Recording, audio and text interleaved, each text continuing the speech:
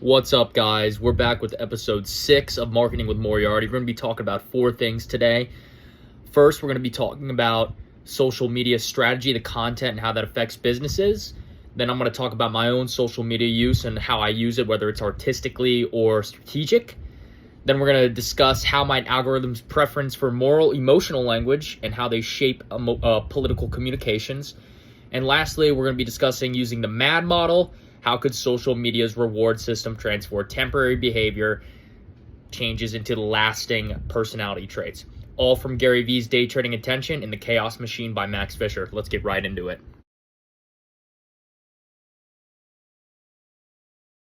All right, so let's talk about social media strategy and what happens if a business has bad social media strategy. So, a lack of strategy on social media can negatively affect businesses. Audience retention is going to be very low. The resources you put into social media are going to be wasted. Like, businesses will think they post a meme with zero context and it should blow up. That's just not the case. Brand recognition and engagement will be down, and in turn, it affects overall revenue. And social media marketing plays such a big role in gaining customers. And if a company's game plan is terrible with it, you're going to miss out on a lot. So let's talk about some examples here. Wendy's is a company that comes to mind, which their strategies made a difference. The two main ingredients for their success are humor and authenticity. They have a strategy where they respond to everyone on Twitter with a hint of sass. It really represents their brand and is a great example. And Chipotle is another good one. They ran headfirst into TikTok and it paid off. Their strategy was to create contests and user generated content, and millions of people flock to partake in their challenges for rewards. And people are always posting, tagging Chipotle, hashtagging Chipotle, that type of stuff, and it has really helped grow their business. Next, I'm going to reflect on my own social media and whether I use it for strategy or just purely artistic. And my social media use is purely artistic. I use social media to share content with my friends and keep up to date with them. I don't have a strategy. I just like looking at the different apps and watching content. But if I did want to grow my following, I'd post content based on the current trends. I'd create content that I'm interested in personally, something that would capture people's attention. For instance, I'm a big baseball fan. I love baseball. And currently the playoffs are going on, and a big debate in baseball is A, who's going to win the World Series, which I wouldn't talk about because it's already so widely talked about. But B, I'd make a piece of content debating whether Cal Rayleigh or Aaron Judge is the MVP. And it's really talked about, but there's not enough in depth conversations about it. So it's a hot topic in the sport, and I'd love to discuss the reasons to ask why people believe who their MVP is. I'd share my take, I'd share stats, information, all that type of stuff, and ask people to showcase their opinions in the comments below. And that would really gain a lot of attention if I did it in a creative and unique way.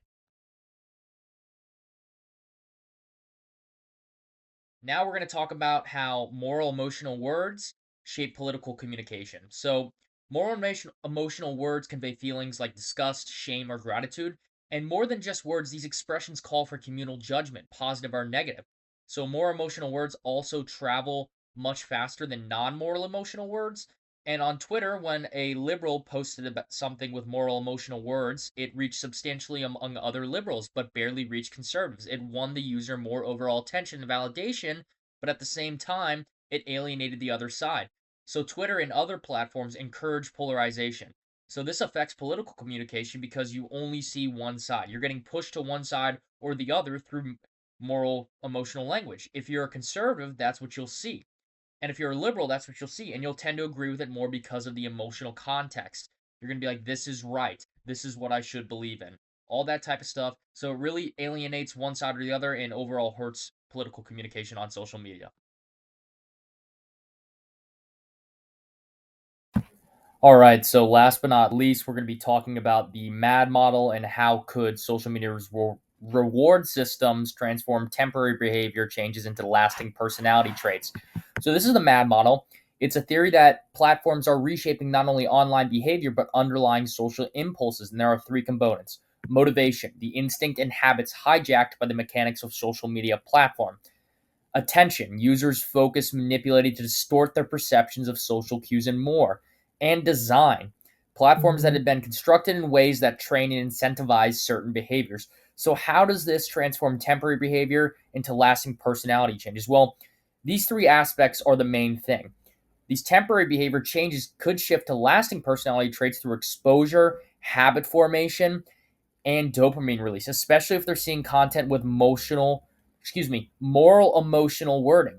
It will capture their attention and with mad theory change their motivations and beliefs. So their attention will be captured, their motivation is going to be changed, and the design has been constructed in a way to train these behaviors and reinforce them and keep pushing them on users. So that's how it could change behavior into lasting behaviors.